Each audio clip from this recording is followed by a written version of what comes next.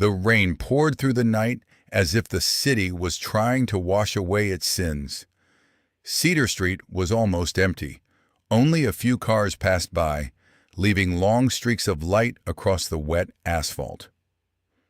That evening, a crime occurred in the old jewelry store, Goldman & Sons, one that would soon shake the entire neighborhood. Around 10 o'clock, the store's alarm system suddenly went offline. The security cameras recorded only a brief flash of interference, as if someone already knew exactly how to disable the system.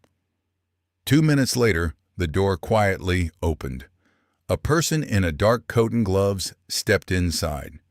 Their face was hidden by a medical mask and a hood. The intruder moved confidently. Not like a beginner thief, but like someone who had been here before. Passing the display cases filled with rings and watches, the figure walked straight toward the back room where the safe was located. At that moment, a light was still on upstairs. The elderly owner, Albert Goldman, had stayed late as usual. He heard a faint noise downstairs, as if someone had brushed against one of the display cases. "The store is closed," he called out while walking down the stairs. There was no response. When Goldman reached the showroom floor, he noticed the door to the service room standing open. Inside, someone was stared at each other. Even the rain stared at each other. Even the rain outside seemed to fall silent. "I don't want any trouble," the thief said quietly. "Just step back." But Goldman was stubborn. He took one step forward.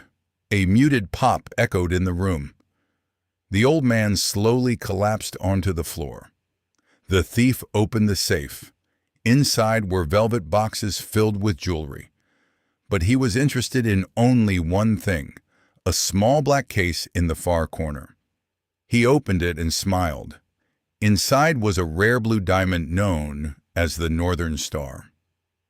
The stone was insured for $3 million and was almost never displayed in the shop.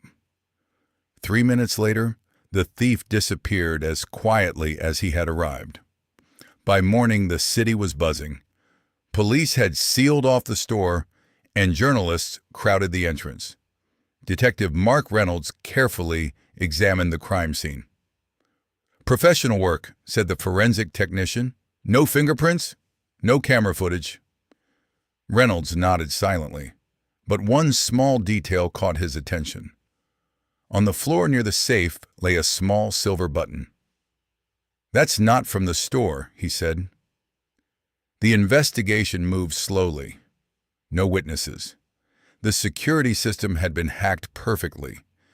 It seemed the criminal had vanished without a trace. But 2 days later, the detective found a lead. The button belonged to an expensive coat from a limited Italian designer collection. Only 3 of those coats had been sold in the entire city. The first owner was a well-known lawyer. The second was a restaurant owner. And the third buyer was listed as Leo Goldman, the grandson of the murdered store owner.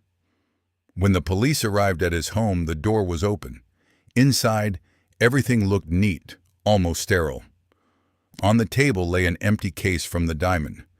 But the stone itself was gone, and so was Leo Goldman. Later, cameras at the edge of the city captured his car leaving that same night. He had crossed the border. Detective Reynolds stared for a long time at the photograph of the blue diamond in the case file. He understood one thing. This wasn't just a robbery. It was a perfectly planned act of family betrayal.